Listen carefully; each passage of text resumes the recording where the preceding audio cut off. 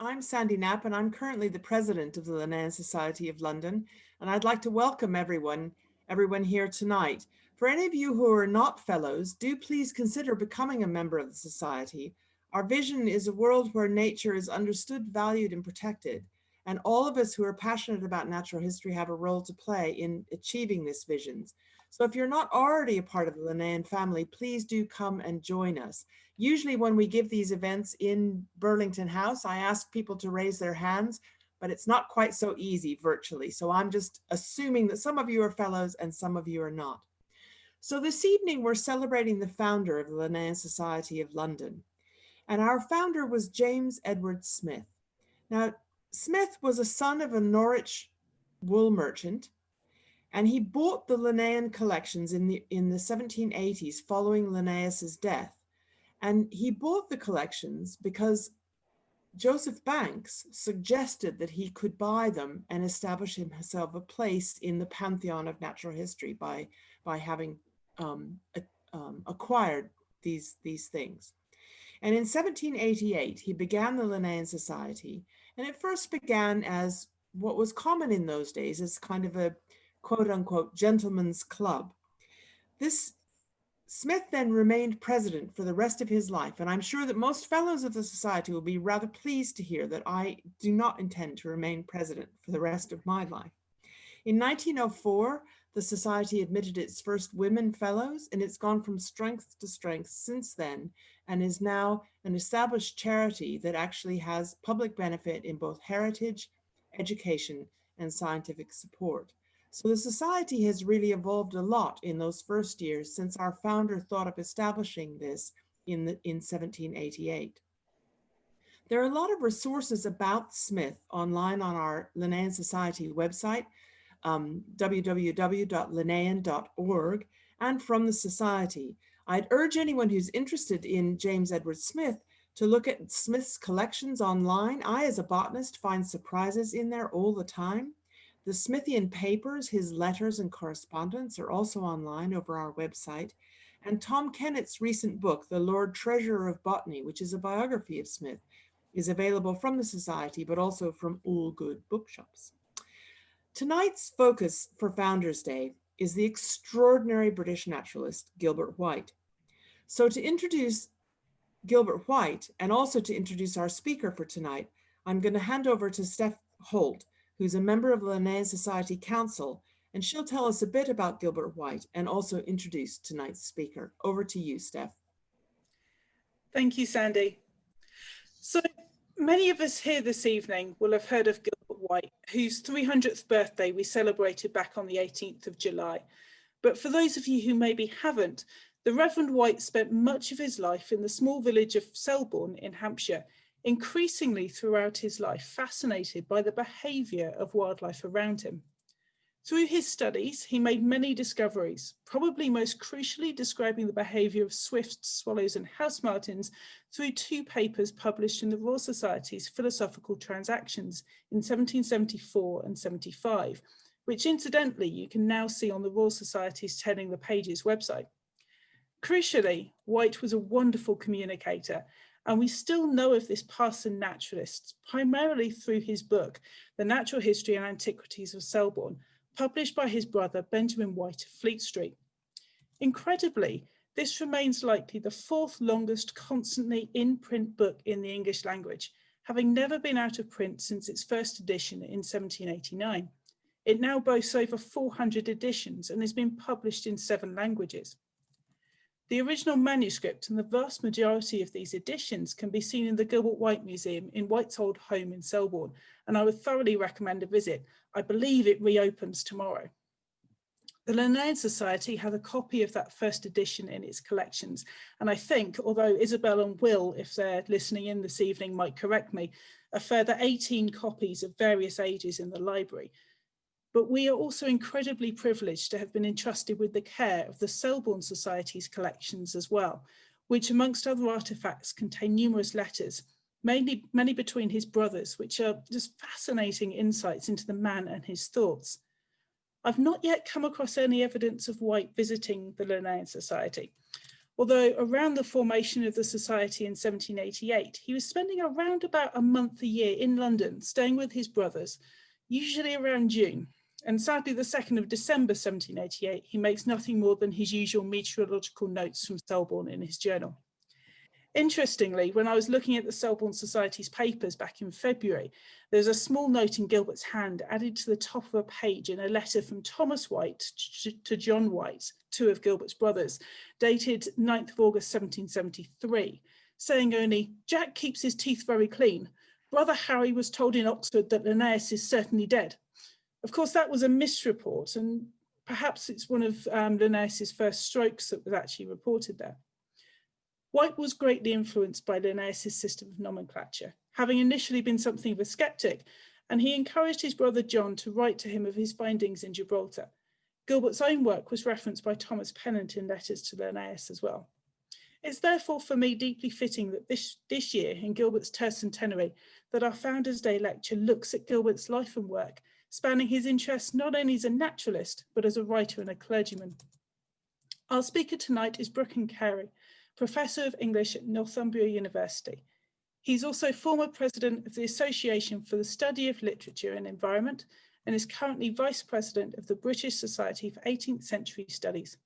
He has a wide range of interests centered on the literature and culture of 17th and 18th centuries, and within that has twin focuses on empire, slavery and abolition, and on early modern and 18th century life sciences and the environment. Thank you very much. I'll pass you along. Thank you. Thank you very much for that lovely introduction, Sandy and Steph. And thank you very much for inviting me to speak at the Linnean Society. It is, of course, on one hand, sad that we have to do this from home, and I'm speaking to you from my home in Alnwick in Northumberland. On the other hand, it's quite an opportunity because I understand that there are people here from all around the world, which is fantastic. So people who wouldn't normally be able to get to London, who are able to listen to this. And I think Gilbert White would have been very pleased to know that his reputation has extended around the world. He didn't travel perhaps as much as he would have liked to have done, but he certainly, his ideas, his book, his work have traveled all the way around the world since. So what I'm going to do today is to think about him, actually not primarily as a naturalist, but more as a poet and a clergyman. And the reasons for that is partly because that's where my expertise lies. I'm a cultural historian, particularly dealing with English literature, but also because I think these are aspects of White that are sometimes not exactly overlooked, but underexplored, but in fact probably go a long way towards explaining why he, of all the naturalists of the 18th century, became so revered. So what I'm going to do is I'm going to, during the course of the next 45 minutes or so, think first of all a little bit about Gilbert White and Selborne, the village where he lived almost all of his life. Think about how he was remembered, how he's remembered today, and then think about those other traditions that he's perhaps less well remembered for. Think of him as a parson naturalist or clerical naturalist, as a writer, and then I'm going to conclude by thinking about White in the round, and then seeing what perhaps that might lead us to conclude about 18th century natural history more generally. So that's the menu for this evening. So I'll start with Selborne and the book for which he is famous. There's the title page of the first edition, The Natural History and Antiquities of Selborne in the county of Southampton, with engravings and an appendix. And I read that out in full because people are very used to talking about the natural history of Selborne and sometimes forget that it has a lot of other stuff in there as well. The antiquities are often omitted in subsequent publications, or editions rather, but they were important to White and to his readers at the time. The engravings that he included are sometimes included. Sometimes, however, they're replaced with other engravings, often ones contemporary to the time in which the edition was published.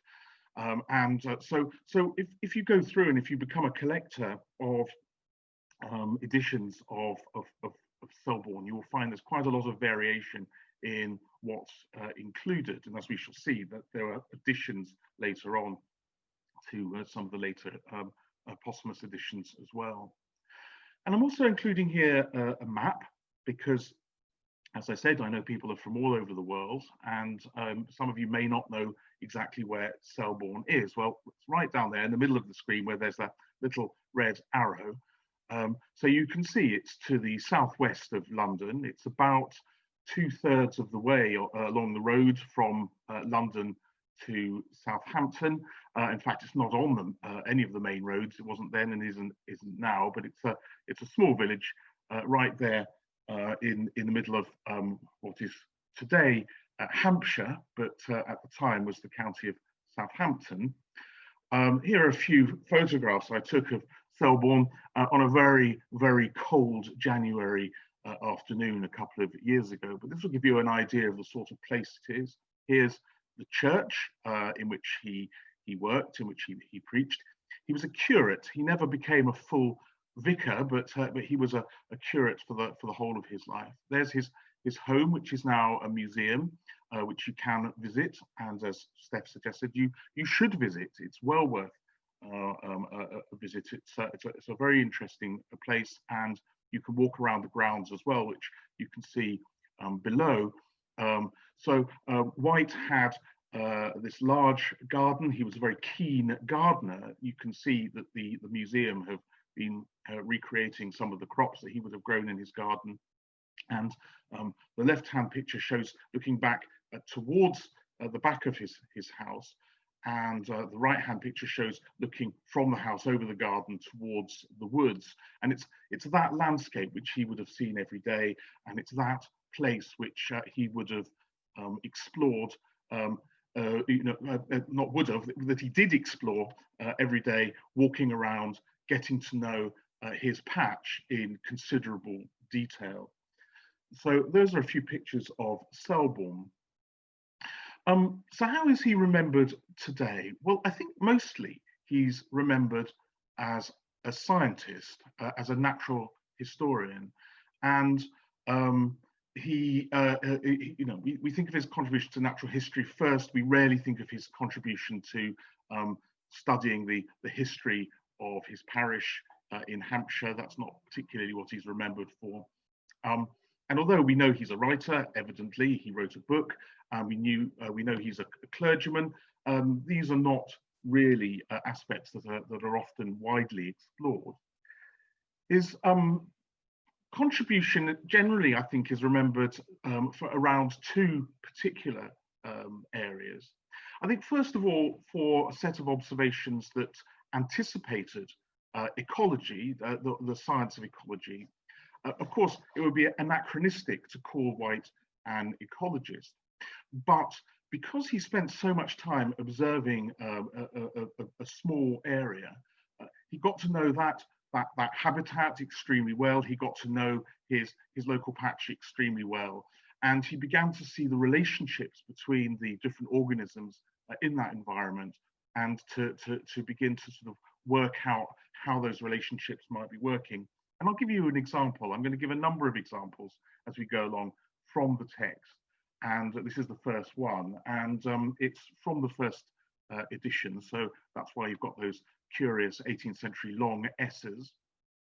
He's looking at some ponds in Selborne, and he notices a circumstance respecting these ponds, though by no means peculiar to them.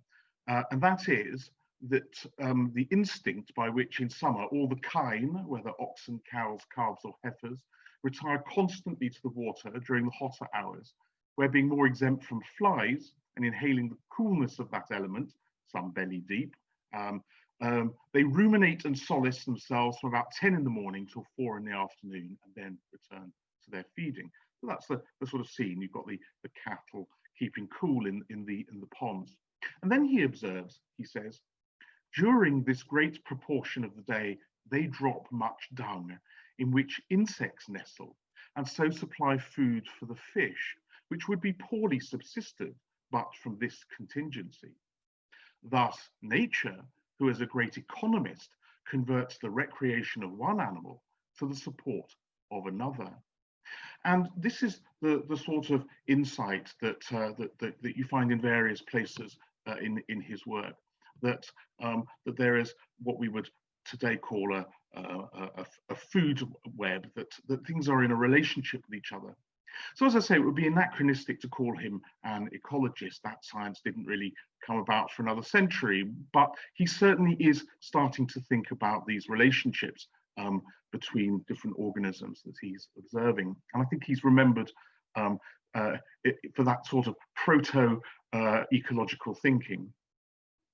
And the other thing he's particularly remembered for today is for his contributions to ornithology. And we heard Steph mentioning the 2 papers he gave on the swallow migration debate to the Royal Society.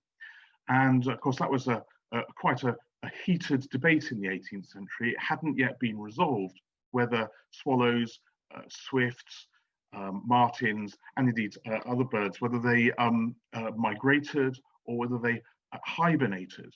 And those of you who know the natural history of Selborne will know that there are various places where he thinks he's found a hibernating swallow, and there's all sorts of speculation about that. And then he thinks he maybe the migration thesis is better, and actually there are lots of people working on these questions during the period. And if there's anything akin to a sort of a theme running through the natural history of Selborne, it is this question of the migration of the swallows, and he's remembered for that particularly. He's also remembered, I think, quite famously for having for splitting the leaf warblers into different species. These are birds which in his day were known as the willow wrens. He writes in this letter to Pennant, he says, "I make no doubt, but there are 3 species of the willow wrens. At that time, there was thought to be just 1. 2, he says, I know perfectly, but have not been able yet to procure the 3rd. So what are those 2 and what was the 3rd? Well, he says, no 2 birds can differ more in their notes, and that constantly, than those 2 that I'm acquainted with. For the one has a joyous, easy, laughing note, the other a harsh, loud chirp." Now, those of you who know these birds will know very well that the joyous, easy, laughing notes, that's the descending note, is the willow warbler, and the other, the harsh, loud chirp, is the chiffchaff. In fact, he says a little later on, the chirper, being the first summer bird of passage that is heard, begins his 2 notes in the middle of March.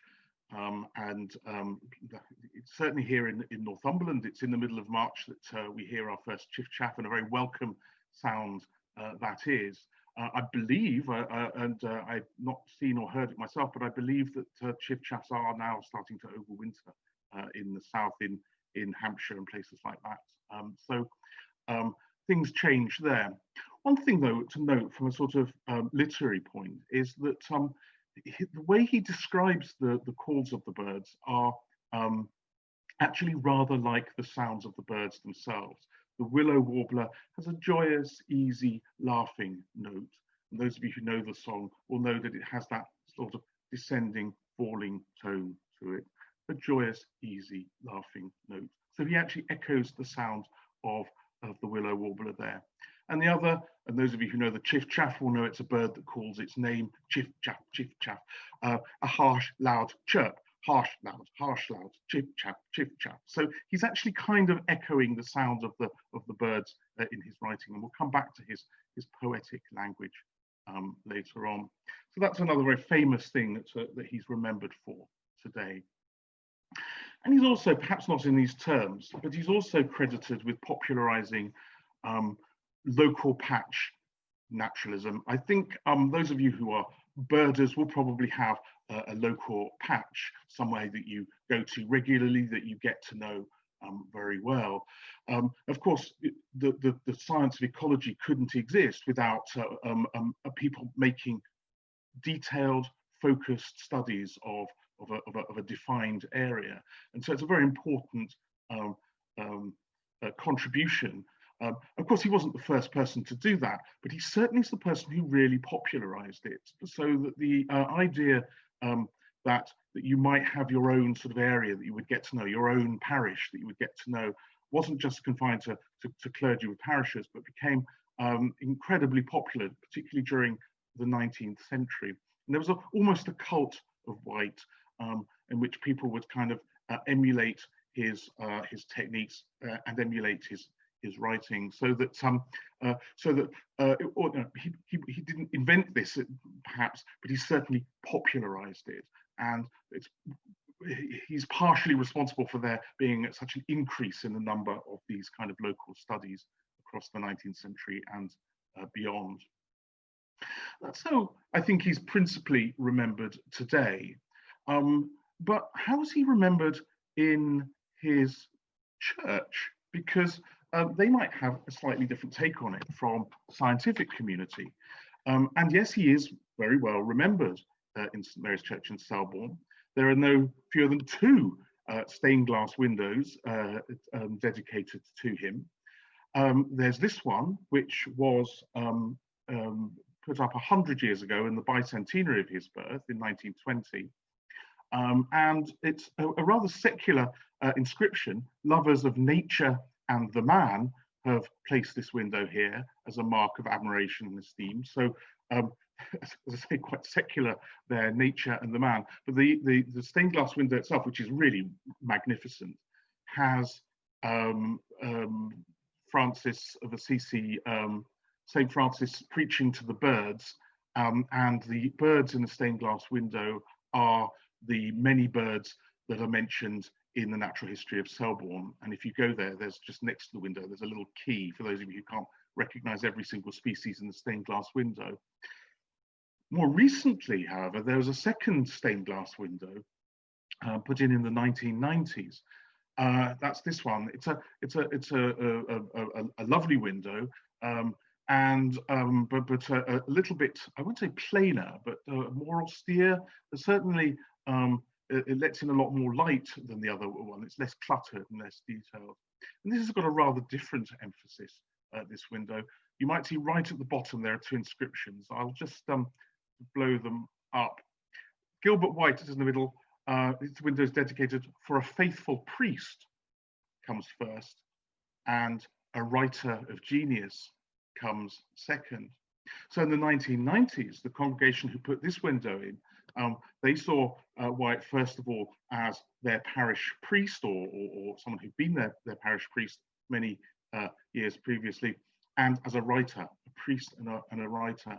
The word naturalist isn't actually mentioned there at all, although those 3 roundels in the central panel of the window do show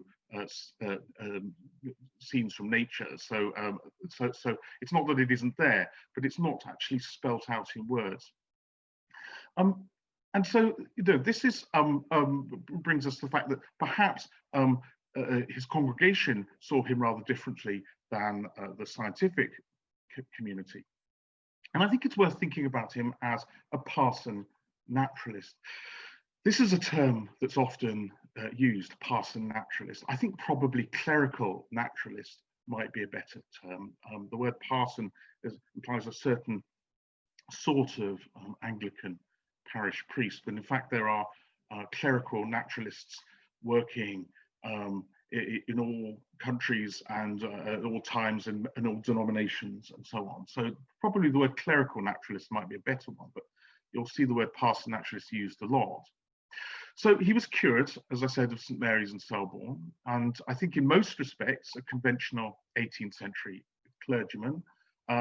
Though there's we could go into that. I'm not going to, but his particular doctrinal views might bear some investigation, but in most respects, a conventional 18th century clergyman. So he spends a lot of his time doing exactly what a clergyman would do in a church. The rites of the community, the marriages, baptisms, funerals, giving sermons, holding services, and so on.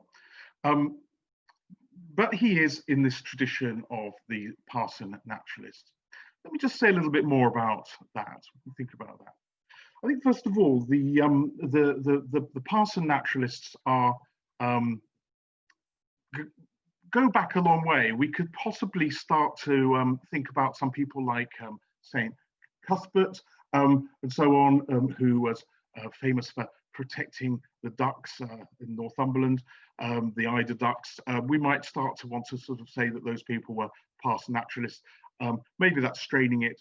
Certainly people like William Turner, again, also from Northumberland. There's a bit of a theme here. I'm sorry if I'm coming across as an advocate for Northumberland, but William Turner, who wrote the first printed ornithology in the 16th century, and also a herbal in English, which he was also I think he was the Dean of Bath and Wells.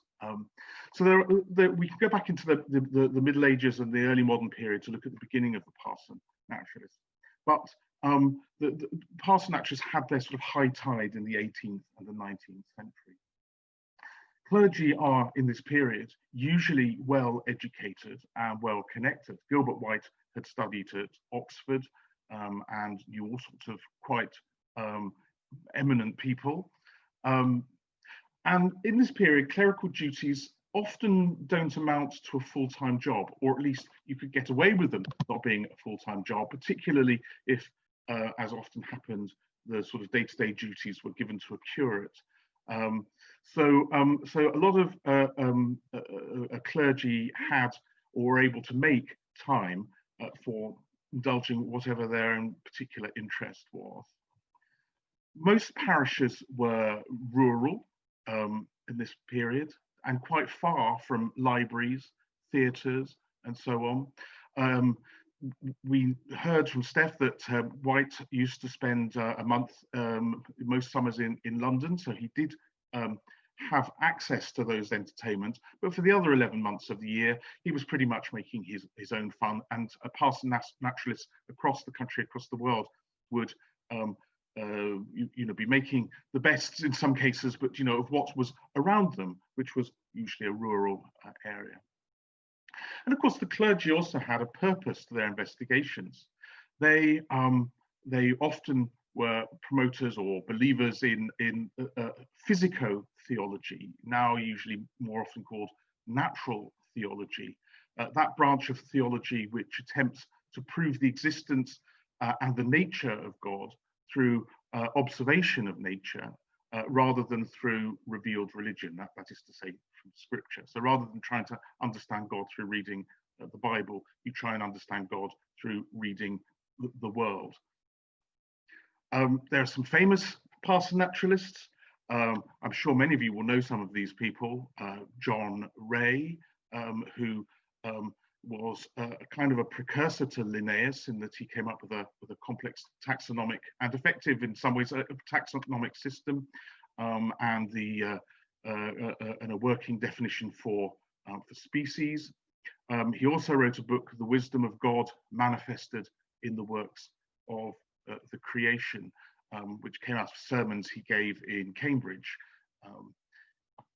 John Ray wrote many books. In fact, there are some of them, including the History of Plants, some letters that were published posthumously, and the Ornithology of Francis Willoughby, which is an important late 17th century ornithology that he worked on with Willoughby. In fact, he completed after Willoughby died. In fact, it's probably likely that he did more of the work, much more of the work than Willoughby did.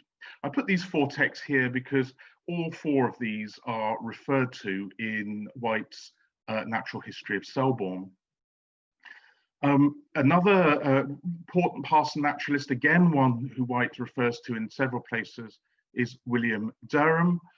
William Derham, who popularised the term physico-theology. Here's his book, Physico-Theology, or a demonstration of the being and attributes of God from his works of creation. And these were from sermons, and you can see at the bottom there, being the substance of sermons preached in St Mary Le Bow Church, London, at the Honourable Mr Boyle's lectures. So this is a clergyman who are working with people we remember now as very important scientists. And again, Derham is quoted by White in many places. White is himself an important clerical naturalist, but there are others after him. And without going into too much detail, just perhaps some of the better known are, for example, William Paley, who's almost White's contemporary, but he published a book, Natural Theology, or Evidence of the Existence and Attributes of the Deity, collected from the appearance of nature. And that came out about 10 years after White died. I suspect White would have welcomed it if he'd lived to see it. Paley's Natural Theology is famous for the analogy of the, I say analogy, it's probably an extended metaphor, of the watchmaker. The chapter 1 starts that he's walking along and he finds a watch on the ground, and he says from that you could if you found something as complex as a watch, you'd assume that there had to be a watchmaker to make it. And it's the same with the world. It's such a complex thing. He says that you would assume that it must have been made by someone, must have been designed. So it's the argument from design. It's a classic exposition of that. And in fact, the watchmaker analogy is still used by creationists and has become something of a cause célèbre, I suppose you might call it, because it's this analogy which is often sort of the easiest thing, because it's such a clear analogy, such a clear piece that is often challenged by evolutionists. I think very famously Richard Dawkins in The Blind Watchmaker is explicitly taking on Paley there. Well, I'm not going to get into that debate, but I will say that Paley is actually a very interesting character. He was a moral and political philosopher, as well as a natural theologian, and he was also an early advocate for the abolition of the slave trade. So he's an interesting figure in many ways, and I think we often have to think of these characters in the round rather than just for one aspect. Another couple of famous parson naturalists, John Stevens Henslow, who I'm sure many of you will know was Charles Darwin's tutor, and was asked to go on the voyage of the Beagle, but declined and suggested Darwin went instead. And Henslow, very well connected, carried on lecturing at Cambridge, but wanted to devote more attention to his parish. And another Northumbrian, sorry about that, but another Northumbrian born just about 2 miles from where I'm speaking to you from now, Henry Baker Tristram, who wrote a natural history of the Bible. I've got to get a better version of this photograph from somewhere. I'm looking into this at the moment, trying to get that, but he looks rather like Indiana Jones there, sort of armed to the teeth. But I suspect that's probably for shooting birds rather than people. But he wrote a natural history of the Bible, which was very popular in the Victorian period. And it's also Tristram who was invited by or to the Linnean Society, I'm not sure whether it was by or to the Linnean Society, to read out in 1859 the papers by Alfred Russell. Well, I keep on getting those names mixed up, but anyway, you know what I'm talking about. And Darwin, Charles Darwin, on natural selection, and so he's an interesting figure too. And I think possibly we can also put Linnaeus himself into that tradition, although he was not a clergyman. His father was, however, a Lutheran, a clergyman.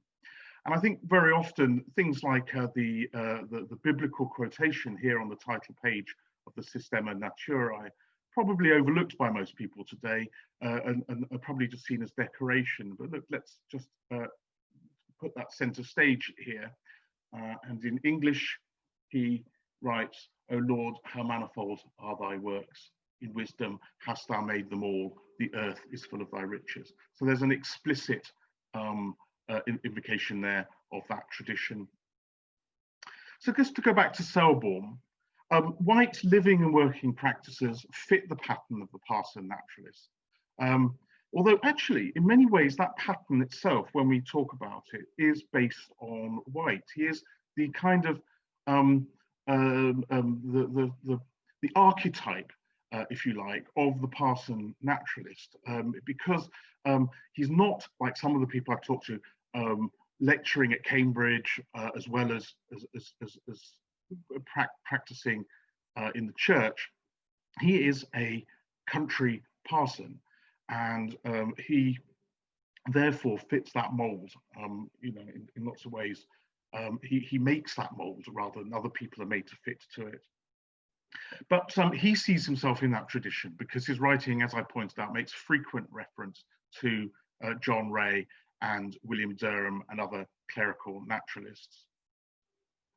And as I say, I think recent critics and historians have generally been much more interested in his work as a scientist. And I could talk about a lot of them, but just one example, Richard Mabey, fabulous writers. I'm sure many of you read many of his works, and a very, very useful, well-written, engaging biography of Gilbert White, written in 1986. But he glosses over White's faith in half a page. And he says there that the physico-theology of John Ray and William Derham was, and I'm quoting from maybe, the major influence on White's attitude to nature. But that's all he does. It's just that half a page. And I think that if a philosophical or theological tradition really is the major influence on someone's life, it deserves a little bit more attention than that. So let's just think a little bit more about the religion in the natural history of Selborne. Well, wonderful thing, keyword searching. We can just zip through and find out how many times words are used. In a book of 85,000 words, White uses the word God only 11 times. That's clearly not something that he's talking about to an enormous extent. And actually, I say keyword searching is a wonderful thing. It can be misleading because, in fact, he only uses the word God 9 times because 2 of those instances turn out to be the first syllable of the Surrey town of Godalming. The other instances generally are references to other works, particularly references to John Ray's wisdom of God manifested in the works of creation. And here's an example there. He writes to Pennant, "My thanks are due to you for your trouble and care in the examination of a buck's head. As far as your discoveries reach present, they seem much to corroborate my suspicions." And he says, "I think then we may advance this extraordinary provision of nature as a new instance of the wisdom of God in the creation." So he is clearly invoking John Ray's book there, and also clearly sort of placing himself in the tradition of the physico or natural theologists. Of course, God is not the only word for God. There's one use each of the phrases, the deity and the great creator, but there's no Almighty, no Lord, no Father, no Son, no Holy Ghost, no Jesus, and no Christ. So you might from that conclude that that religion is actually a very minor matter. But the word providence appears 7 times. And interestingly, very often in contexts where White is unwilling or more probably unable to understand or explain a phenomenon. And for some reason, that often happens particularly in relation to reptiles. And I'll give you an example here. I might not read all of this all the way through, but he says, "I need not remind a gentleman of your extensive reading," he says to Pennant, "of the excellent account there is from Mr. Derham in Ray's Wisdom of God and the Creation." So you see he's concerning the migration of frogs. He then talks about how frogs migrate when it's raining. And then to go back to the bottom, Swammerdam gives the most accurate account of the method and situation in which the male impregnates the spawn of the female. How wonderful is the economy of providence with regard to the limbs of so vile a reptile. While it is an aquatic, it has a fish-like tail and no legs. As soon as the legs sprout, the tail drops off as useless. He can't explain it, so he falls back on how wonderful is the economy of providence. And he calls the amphibian a reptile, but he clearly doesn't like them very much, but it's the wonder of providence. And this comes up again and again, and actually it's very much in the tradition. Think of the poet William Cowper, for example, who talks about God works in a mysterious way, his wonders to perform. And of course, a century, or maybe not a century, I think 50 years later, we have that famous hymn, all things bright and beautiful, or creatures great and small, and that has the same idea of wonder in it running through. He also, he mentions providence in relation to his tortoise. When one reflects, he says, on the state of this strange being, it is a matter of wonder to find that providence should bestow such a profusion of days, such a seeming waste of longevity on a reptile that appears to relish it so little as to squander more than 2/3 of its existence in a joyless stupor and be lost to all sensation for months together in the profoundest of slumbers. Again, those two words, wonder and providence, side by side. And there's a engraving of the shell of his tortoise, Timothy, who a recent study has concluded it actually was not a male, but a female. And I believe that the shell is in the Natural History Museum. And here's another example, this time talking about the habit of the cuckoo of parasitizing other birds. He says the proceeding of the cuckoo of dropping its eggs, as it were by chance, is such a monstrous outrage on maternal affection, one of the first great dictates of nature, and such a violence on instincts that had it only been related of a bird in the Brazils or Peru, it would never have merited our belief. It says, but yet should it further appear, this simple bird, when divested of that natural storge that seems to raise the kind in general above themselves and inspire them with no extraordinary degrees of cunning address, may be still endued with the more enlarged faculty of discerning what species are suitable and congenerous nursing mothers for its disregarded eggs and young, and may deposit them only under their care, this would be adding wonder to wonder and instancing in a fresh manner that the methods of providence are not subjected to any mode or rule, but astonish us in new lights and in various and changeable appearances. So here again, he's saying that the word wonder twice here, and the word providence side by side, or literally one on top of the other here. But again, he can't explain it, so it's wonder and providence. But also he says here that God is not subjected to any mode or rule, that in fact, God can do what he wants, and that is often astonishing, which is a little bit at odds with some of the things he says we'll see in a moment. I'm going to think now about him as a writer. We've been looking at his writing, but let's think a little bit more.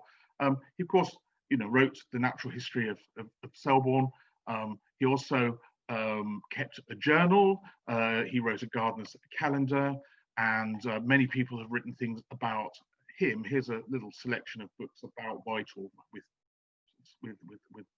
commentary on White from my own bookshelf. But we think about him as a writer, and I think first of all we need to think about him in relation to the novel. The novel is the new invention, the new literary invention of the 18th century, which is why it's called the novel, because it's new. And a number of people have sought to think about it in relation to the novel. So Virginia Woolf, for example, 1939, she wrote, "No novelist could have given us more briefly and completely all that we needed to know before the story begins." And she's talking about the opening letters, the undated opening letters of the Natural History of Selborne. And Richard Mabey, in that biography, talks about the opening and closing sections, which give form and scale and even a semblance of narrative structure to what would otherwise have been a shapeless anthology. But then maybe says some of White's changes and reshuffling seem to be almost gratuitous beyond any obvious explanation. Well, I'm not sure that that's true. I think both of them, though, are right about the giving narrative structure, it being like a novel, particularly if we think of the book as akin to the epistolary novel, that is, the novel of letters. And the epistolary novel, an important 18th century genre. Now, let's first of all remember that the White Selborne is a collection of letters. They're letters from White to Daines Barrington and to Thomas Pennant. And that's not in itself unusual, because in the 18th century, letters are at the center of everything. There are very few ways of communicating with people. You either write a letter or you go to meet them in person. And so letters are at the heart of science, but they're not just at the heart of science, they're at the heart of government, they're at the heart of art, they're at the heart of culture. Everything is letters. Letters are everywhere in this period. So that in itself is not unusual. But of course, there's a big difference between an anthology, a collection of letters, and letters that have been ordered together to make some kind of a narrative. And that was in fact a very popular genre in the 18th century. The most famous example are these novels by this man. This is Samuel Richardson, who wrote Pamela, or Virtually Rewarded, and followed it up a few years later with Clarissa, or The History of a Young Lady. And these are both novels in which a young woman who is set upon by a rapacious man writes letters to a confidant, in which that letter writing style allows the author to explore their sort of innermost thoughts and feelings. And these books are long. Clarissa is kind of a box set of an 18th century novel. It's huge. It's hundreds of thousands of words, I think million words long, something like that. But it would have kept people going on long evenings. Samuel Richardson was a personal friend of John Mulso. Now, John Mulso was Gilbert White's best friend. So actually, I don't know whether White and Richardson met. I don't have any evidence that they did, but they were in the same, broadly speaking, in the same circle. And Mulso writes to White about Richardson at various points, so we know that White knew about him, but he was a huge best-selling phenomenon of the period. And I think that White probably would have had that model somewhere, either in the front of his mind, but certainly in the back of his mind. And it's because of the way he writes the book that he actually draws us in. He does what Richardson does. He allows us to sort of see his innermost thoughts and feelings about the habitats he's discussing, rather than it just being simply a question of sort of scientific observation and description. And there's a very famous thing, I think it's quite often mentioned. I'm just looking to see how much time we've got, and I've got about 10 or 12 minutes, so I will read this. It is right at the beginning. It's an incredibly well-written sort of environmental, we would call it today, although that's an anachronism, but it's a sort of fable for the local environment in Selborne. He talks about a grove of trees, and in the center of this grove, he says, there stood an oak, which, though shapely and tall on the whole, bulged out into a large excrescence about the middle of the stem. On this, a pair of ravens had fixed their residence for such a series of years that the oak was distinguished by the title of the Raven Tree. Many were the attempts of the neighboring youths to get at this eyrie. The difficulty whetted their inclinations, and each was ambitious of surmounting the arduous task. But when they arrived at the swelling, it jutted out so in their way and was so far beyond their grasp that the most daring lads were awed and acknowledged the undertaking to be too hazardous. So the ravens built on, nest upon nest, in perfect security, till the fatal day arrived in which the woods was to be levelled. It was in the month of February when those birds usually sit. The saw was applied to the butt. The wedges were inserted into the opening. The woods echoed to the heavy blows of the beetle or mallet. The tree nodded to its fall, but still the dam sat on. At last, when it gave way, the bird was flung from her nest, and though her parental affection deserved a better fate, was whipped down by the twigs, which brought her dead to the ground.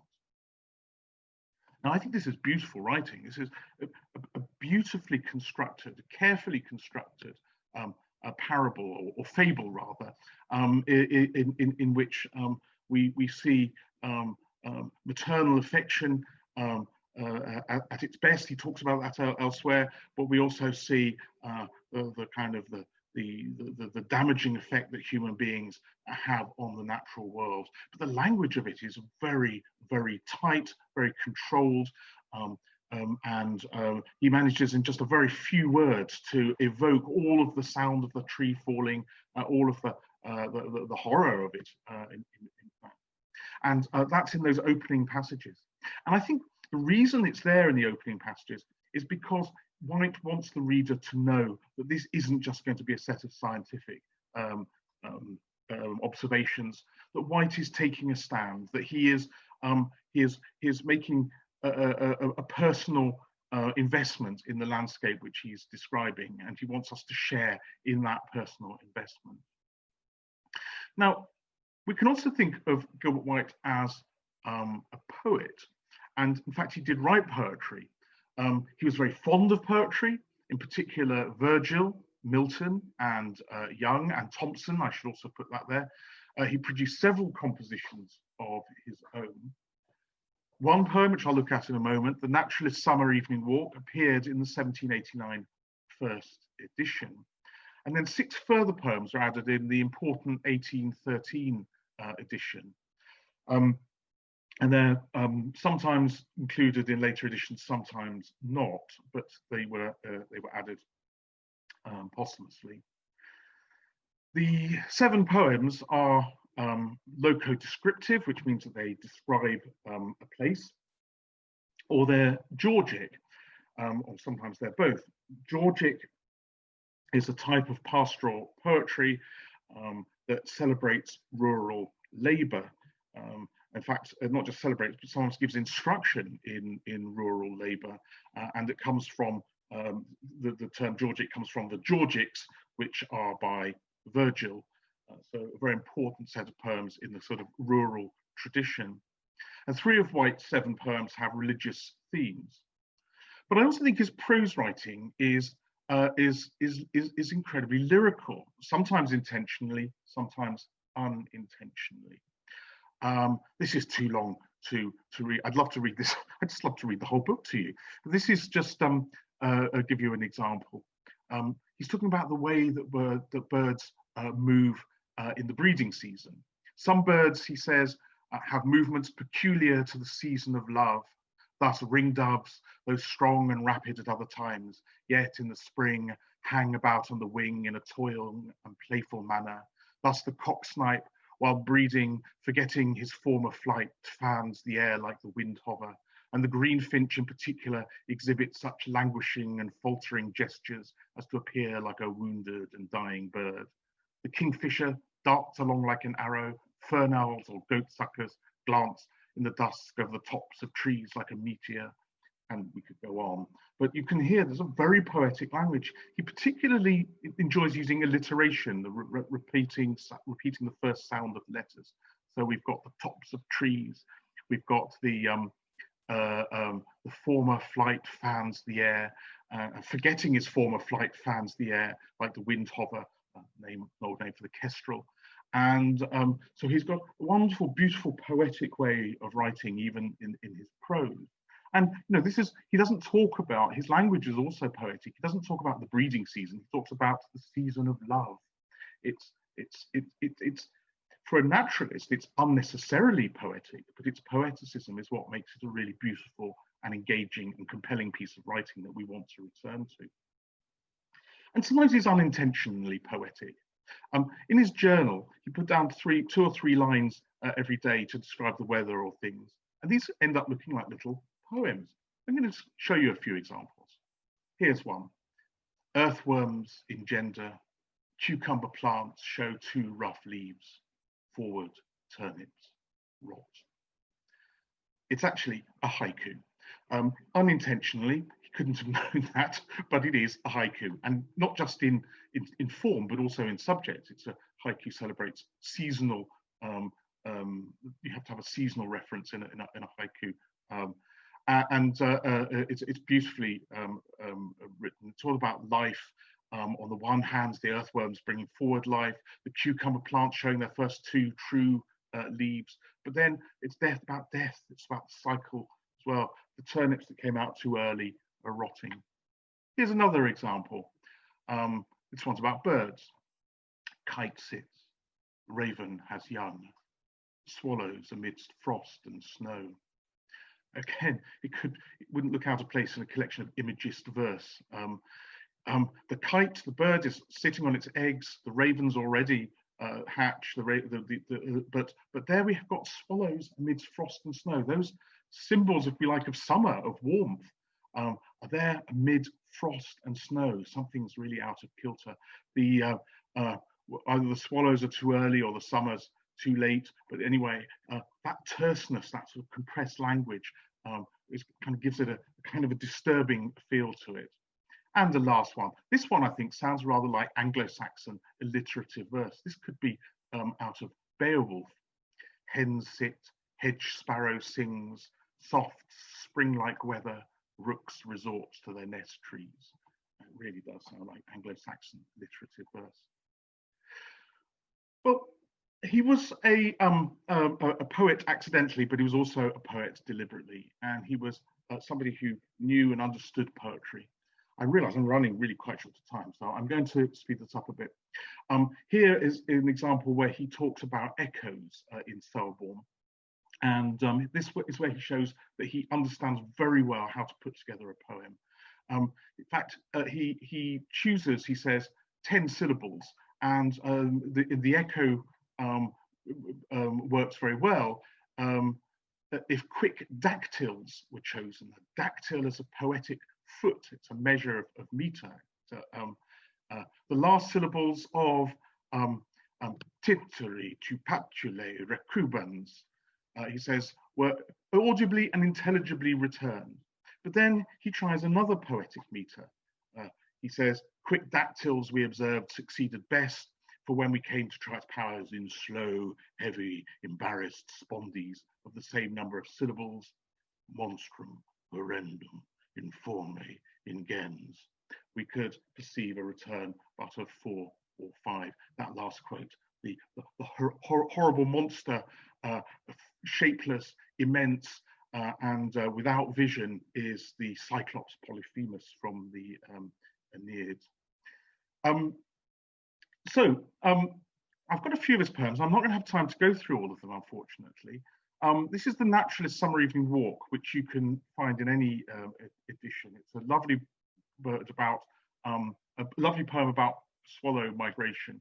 You'll see that he concludes it with, not concludes it, but he concludes that paragraph of it with, when you can't understand why birds migrate, such baffled searchers mock man's prying pride. The God of nature is your secret guide. In poetry, he's quite happy to talk about his religious experience in a way that he doesn't do so much in the letters. I'll give another one here, where instead of the god of nature, this is on the early and late blowing of the vernal and autumnal crocus. Not a very inspiring title, perhaps, but you can see again he's talking. He wants to know what makes the crocus come out, and it is, he says, the god of seasons, whose pervading power controls the sun or sheds the fleecy shower. He bids each flower his quickening word obey, or to each lingering bloom enjoins delay. And so here, much more than in the letters, he is saying that God has got a hand in the daily workings of the garden, of the flowers. And here's another one, which this is the last one, and I'll perhaps look at this one in a little bit more detail. And I have then almost finished. This is on the rainbow, and he compares how a naturalist would look at the rainbow with how a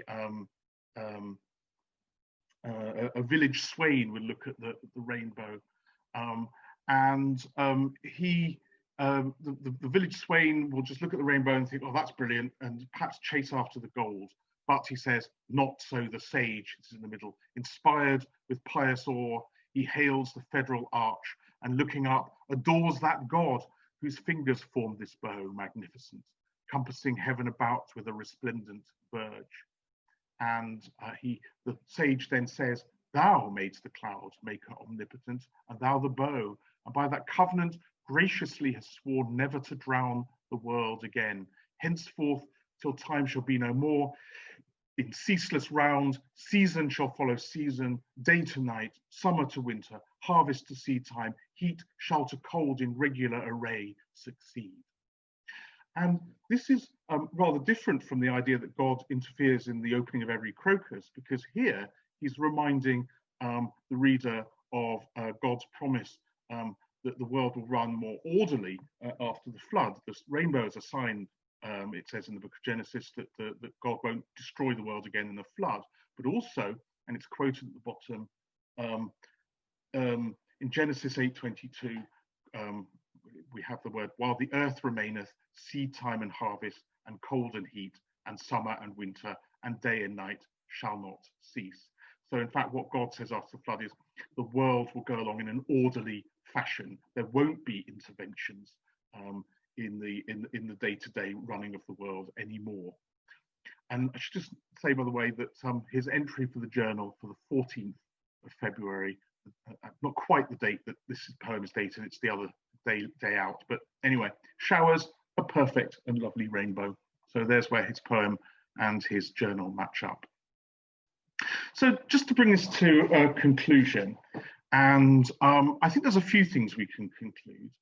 White is, of course, a naturalist, but we must also understand him as a writer and as a clergyman. I hope I've made that case. I hope I've also made the case that he was a skilled literary stylist. He was in touch with the literary fashions of his day. He knew what he was doing. He knew how to write, and Selborne was carefully crafted as any novel or poem of the period. He does also fit in with the tradition of parson or clerical naturalists, and lots of serious science was done by people of faith in this period. And he certainly accepted the main principles of natural theology. But I don't think we could say that Selborne is a polemical work of natural theology like those by Ray, Derham, and Paley. And I think that critics and historians, and perhaps scientists who read for the scientific part of the book, might reflect more on White's literary, cultural, and religious beliefs, even if they're different from their own, if they're to understand him in the round. And I think I'd just like to end with just some thoughts about how we think about 18th century natural history more generally. Gilbert White presents us with a microcosm of 18th century science and culture. You know, we can, looking at Gilbert White, we actually see through him an example of how so much science was done in this period. White reminds us that modern distinctions between science, religion, and the arts may not apply to earlier periods. Now, we all know that concept of the Renaissance man, you know, good at everything. If that person ever really existed, they probably didn't by the 18th century. But nevertheless, there still were people who had feet in both camps, people who were very good in the domains of the arts and the sciences. Let me just perhaps very quickly note a couple of notable poets from this period. Here's one notable poet, Humphrey Davy, who also may be familiar to you as a chemist and president of the Royal Society. And another notable poet, Erasmus Darwin, the grandfather of Charles Darwin, who may also be known to you as a philosopher and botanist. Interestingly, Erasmus Darwin's poem, The Botanic Garden, which starts to explore some evolutionary ideas in it, was published in the same year as Gilbert White's Selborne. So there's some notable poets there. And here's some notable scientists.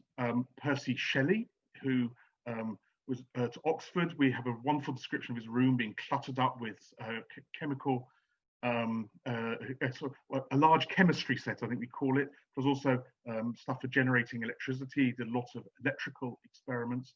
Although it was his wife, Mary, who probably made a bigger contribution to public discourse on science in literature when she wrote the novel Frankenstein. And then John Clare, who I will call a notable scientist because his writing on ornithology is extremely well observed. His local patch in Cambridgeshire, it's on the Cambridgeshire-Northamptonshire border. He records in his journal and in his prose writings with meticulous detail, and as well as, of course, in his poetry. So I think Gilbert White's popularity in the 19th century, in particular, when he became the subject of a bit of a cult, is perhaps because he romanticized the pursuit of natural history. And I don't mean that in a negative sense. I mean that he was kind of, he was certainly of the 18th century, but he was also of the Romantic period. He tied up natural history with a kind of creativity and a kind of mode of self-expression. There are a lot of people, particularly in the 19th century, a lot of young people took on board and could really celebrate. And I think that's something actually that we need more of. I think in our current environmental crisis, we do need more scientists to be like White. And I know many scientists are brilliant writers, but we need more skilled, lyrical writers who can share that kind of emotional bond with their landscape, but who are also able to recognize their readers' metaphysical impulses. And I don't mean that in a sort of a narrow religious sense. I mean just the fact that a lot of people are looking for purpose and meaning in life, and that sometimes that can be missing from some scientific writing and some environmental writing. So I think I'll conclude by saying, the reason we need this is because people care for what they love. And it was White's genius in the Natural History of Selborne to make us love the natural world, to make us love Selborne, to make us love what he loved. And I think if we can have a little bit more of that in environmental writing, then it could be a very, very good thing for the world. I shall end there, and I shall leave you with not leave you because there'll be questions, but I shall turn over to a picture of Gilbert White's church there. And in fact, on the right-hand side, just by the wall, you can see a very modest headstone, which is his grave, which you can also go and visit if you're in Selborne. And I apologise for having gone a little over, but that's me done. Thank you very much, Brycchan. It was an absolutely fascinating lecture, and I think you told us so many things, and there are so many questions. So I think I'll start with the first one that came in while you were still talking, which is that, do you see White as a romantic in the vein of Keats and Clare, or as a kind of proto-scientist? I kind of answered that, but I think absolutely both. No, I think it's worth saying again. I mean, absolutely both. And I think the sort of separation of those things is much more recent. In fact, people, as I said at the end, like Shelley, like Erasmus Darwin, like Clare, and so on, they wouldn't have necessarily seen themselves as being one thing or another. They would have just seen different sort of aspects to their personality, different aspects to their activity, and so on. And I think that White is very, very much like that. I think we have to think of him in the round. We have to think of him as, I put in the title of this lecture, as a poet, preacher, and naturalist. He's all of those things, and it's very, very difficult to tease them apart. Yeah, so there's another question about Ray, and Ian Tatum asks, I was wondering if there's a sense in which Ray's emphasis on precise observation actually influenced Gilbert White, because Charles Raven wrote that you can identify plants purely from Ray's written descriptions. So has that resurfaced in White's more poetic form?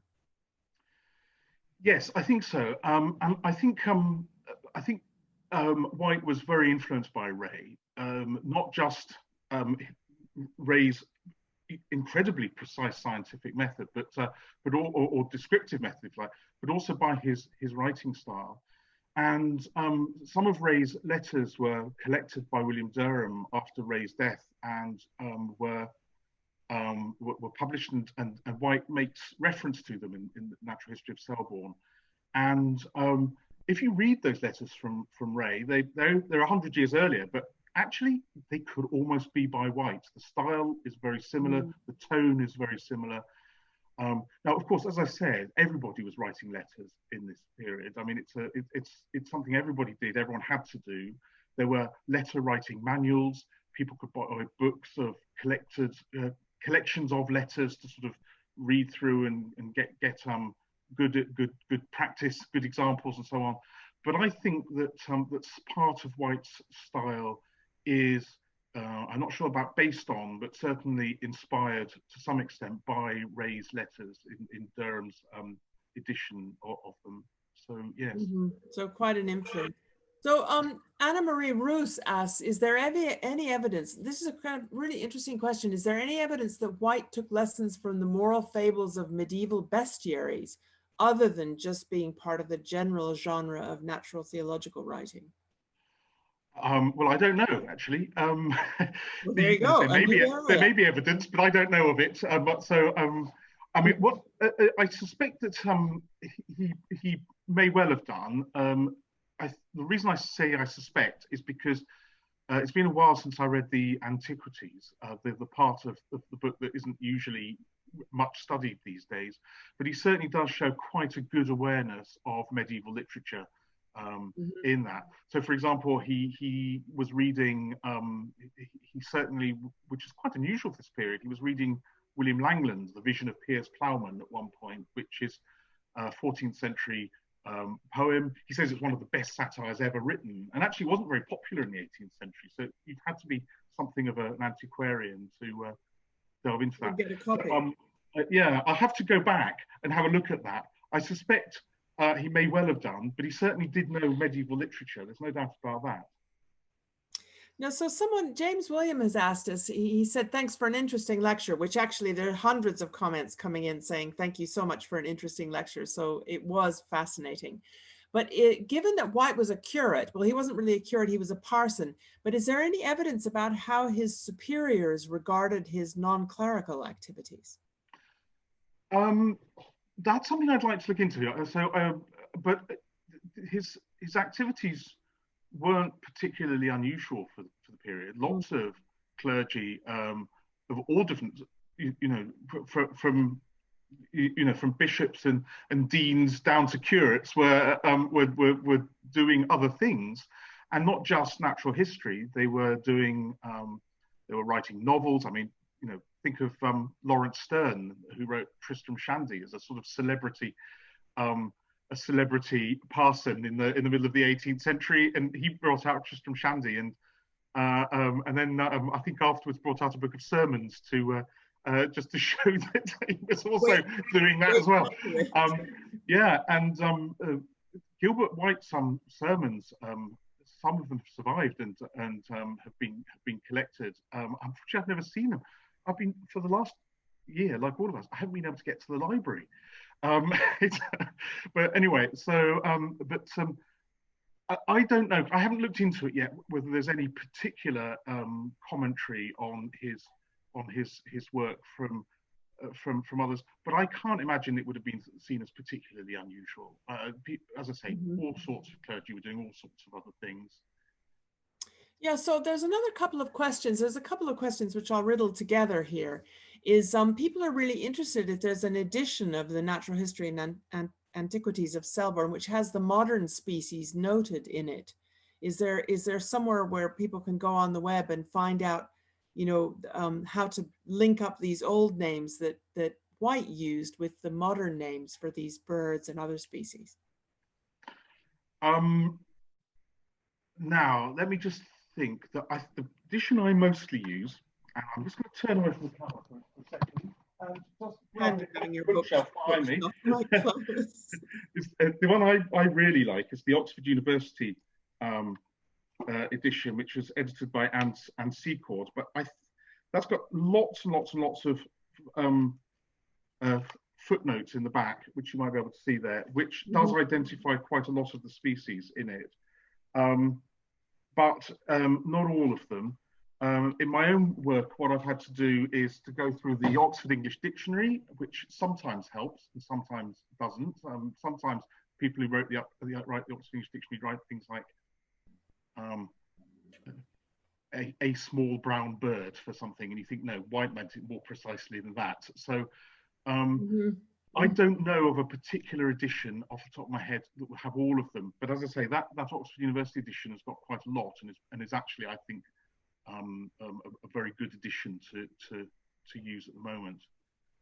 Okay, Steph has just put a comment in the, people who are interested in the sermons, and there's a wonderful book on Gilbert's sermons called To Edify and Delight, which is published in 2011.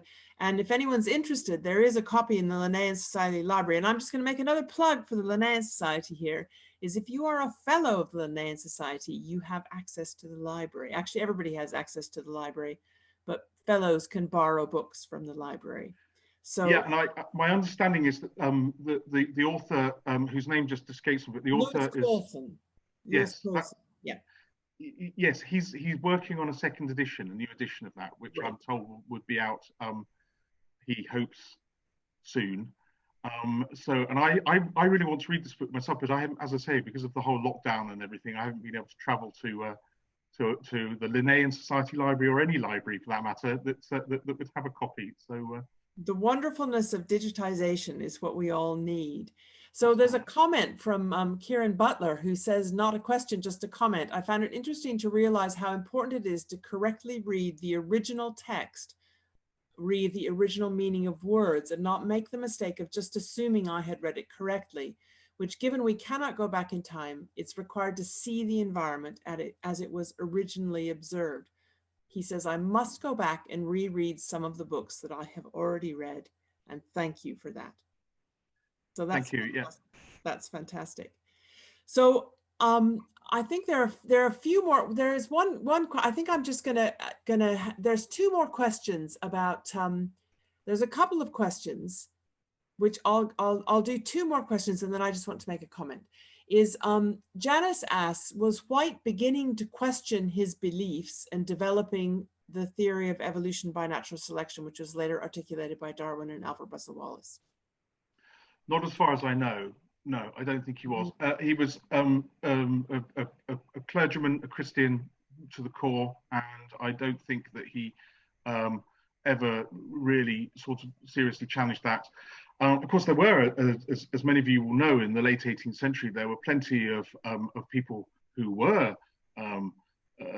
realizing that even if they didn't know how, they had realizing that over time species had changed. And Erasmus Darwin, as I said, was one of them. There are others. In fact, even going back into the 17th century, people made this observation. So it was an idea that was available to him. But no, I don't think that he was. I think he was fairly rooted in natural theology. He not with a heavy hand, but I think that was his intellectual framework within which he was working. So the last question I'm going to kind of ask you before we finish is that there are so many unanswered questions. If just one piece of new information was to come to light about Gilbert White, what would you like it to be? I'd like to see a picture.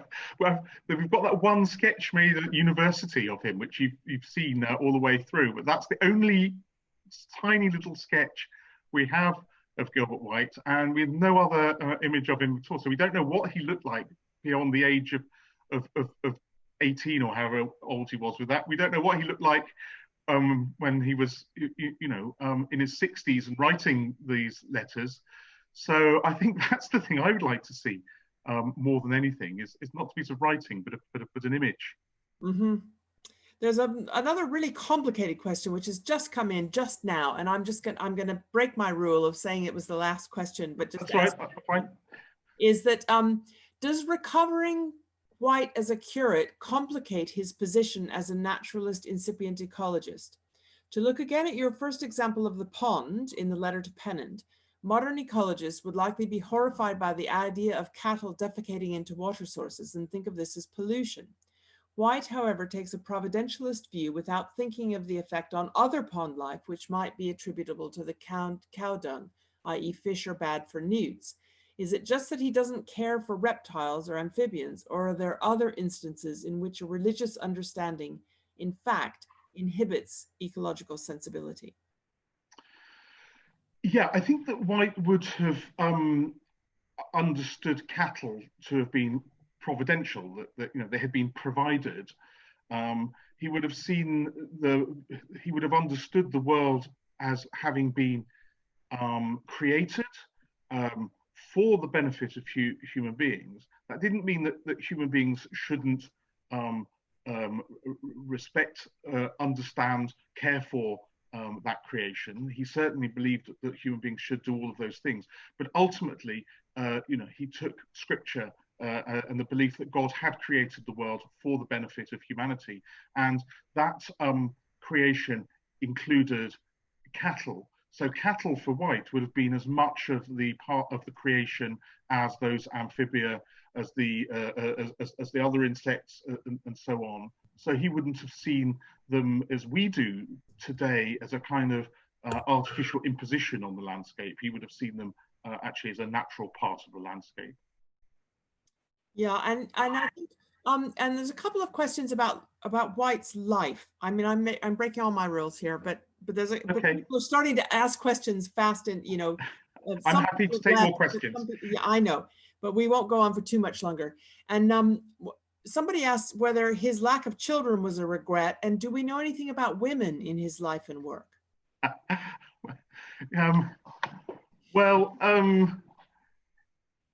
I don't know about whether he regretted not having children. There is I think maybe talks about it as he had a flirtation with John Mulzo's sister when he was much younger, but apparently it didn't go anywhere. And as maybe points out quite pointedly, when she published her memoirs, or she was quite a well-known member of some intellectual circles. Hester Mulzo was Hester Chapone, but she didn't mention him whatsoever. So whether that was a significant meeting or not early in his youth, we don't know. And he does keep kind of quiet, at least as far as I'm aware, on these matters. Mm-hmm. So that's probably a secret he took to. We just don't know then. So yes, it's always good to end with things that we just don't know. I'd like to thank you for an absolutely amazing talk. And I'm sure that people will want to go back and listen to it again, because there was so much information in it that it was almost hard to kind of take in all in one go. I'd also like to say that anyone who would like to see Timothy the tortoise, she is on display at the Natural History Museum in just behind the main cafe in the North Hall. So I'm sure if you ask any of the people in purple shirts at the Natural History Museum, which also, like Selborne's, like Gilbert White's house, opens tomorrow, you can see Timothy on display. It's a pretty nice little object. So I would just like to thank you again on behalf of the Linnean Society for giving an absolutely fantastic Founders Day lecture. And I'm sure if James Edward Smith, the Society's founder, were with us today, he would be extremely pleased to have heard all of that about his contemporary. So thank you so much again. Thanks a lot, Brycchan. Thank you for inviting me. And thanks everyone for coming.